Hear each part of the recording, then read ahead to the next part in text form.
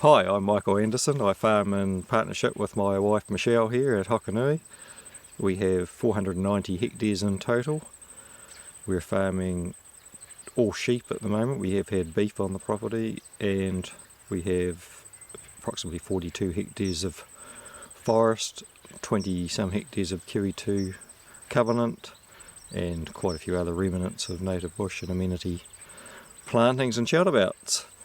I got keen on planting trees. I guess the seed was sown from my grandfather, who grew trees himself, and he started farming this property 100 years ago. He showed me how to germinate seeds, and when I was about the age of 10 or 12, so somehow or other that took in me, and I started growing a few trees of my own. And once they were ready in the nursery, I had to find somewhere to plant them, so hunted around and started fencing off some of the awkward, steeper little corners around the farm that were difficult at lambing and whatnot, and so the journey commenced. And once I saw the benefit of that, I really got keen on planting 2 or 3 shelterbelts as we could afford every year throughout the property, and so launched into that. And probably some 20 odd years later started to hit the end, so then we got into planting a bit more forestry. I used to winter cattle on some steeper ground, and I could see a lot of damage that they were doing, and the economics of running cows on this sort of country weren't there, so made the decision to take that land out. It was also pocketed with remnants of native bush that were suffering, so we planted all that out in forestry as well, and purchased a little bit more land since then, which has enabled us to carry on with an extra labour unit beside myself, and it's worked in really well.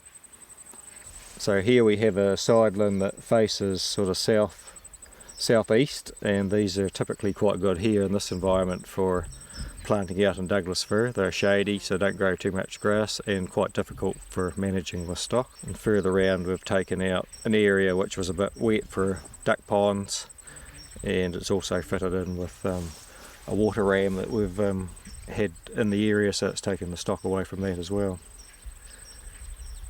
And over here we have a sideland over a stream that has been planted out just with stock still having access to it, just for general amenity, planted with poplars. And above that we have a gully with delegatensis and western red cedar for low shelter. It's quite a wide gully that was a bit steep and big to drain, so we've just taken it out again for easier stock management and shelter at the same time. This block of radiata here is an example of some of the trees I grew and had to find a place for them, so I picked a little sideland at the windward end of the paddock to plant up. So it's a mixture of, it's all been pruned up, so it's a mixture for forestry and shelter, and they're at maturity now, just ready to fell.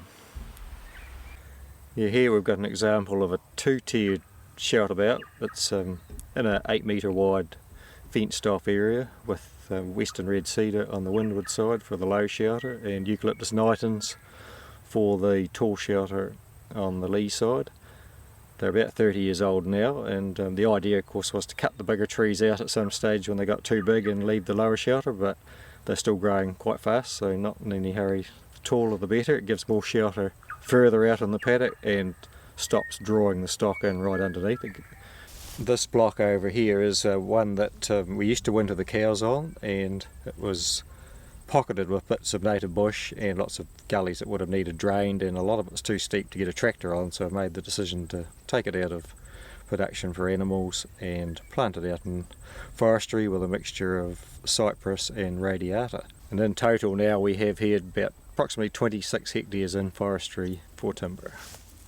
So here at the windward end of this paddock we have a sharp, steep little gully that was too difficult to drain, so it's been fenced off. It's about 0.9 hectares, and it was logged, my first logging, about 10 years ago, and there's 1,200 tonne came out of that at 33 years old, so that certainly inspired me to replant it at an average price of $42 a tonne. They weren't pruned, so yeah, I was quite happy with that.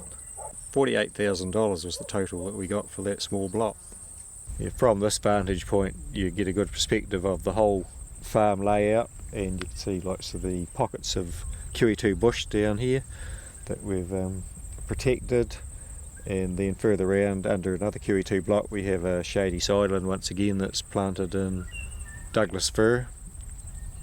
and just the run of the shelter belts up and down northwest for the main shelter from the southwesterlies that come through at lambing time. For somebody new coming into wanting to plant trees, I guess probably the best advice I could give them is to go and visit somebody that's already had a go and look at what they've got, and they'll certainly be able to tell you what's worked and what they would do again and what they wouldn't do again. And then you seek professional advice if you need it to do the planting and fencing and spraying, because that's the critical points in getting them started. I think as far as carrying capacity goes, I doubt whether I've lost anything despite the area I've taken out. They weren't that viable to start with, so the stocking rate on those areas would have been quite low, maybe 2 or 3 per hectare as opposed to the 5 I run on the whole farm. And well, it's been well measured that shelter is beneficial in saving lambs at lambing time and extra grass further out in the paddock through the shelter. As far as the silviculture goes, all the earlier stuff were fairly small blocks, so we've actually done that ourselves with my own labour and recently farm workers. We've used that as a fill-in job in the winter when we're not so busy. It's something that has to be managed so that the farm can support that. If you're going to start it, you need to finish it. So we've got a varying age class and type of species of tree to try and keep it fairly well spread. So the Douglas fir is looking at probably 50 plus for harvesting, macrocarpa somewhere around the 35 to 40, and the radiata around that 30-year-old bracket is what we've been targeting. And that's just to cover the risks of having all one species and hopefully attain a higher value for the area we've got planted by targeting some of these species that aren't quite so common. Farm Forestry Association has benefited me immensely. Like, I was pretty green when I started out planting trees, and I've learnt by a lot of mistakes, but I've also learnt, like as I suggested, talking to those that have already done it, and been to many field days and helped run a few, and read lots of articles on forestry, and that's the only way to learn, and it's helped me along the journey.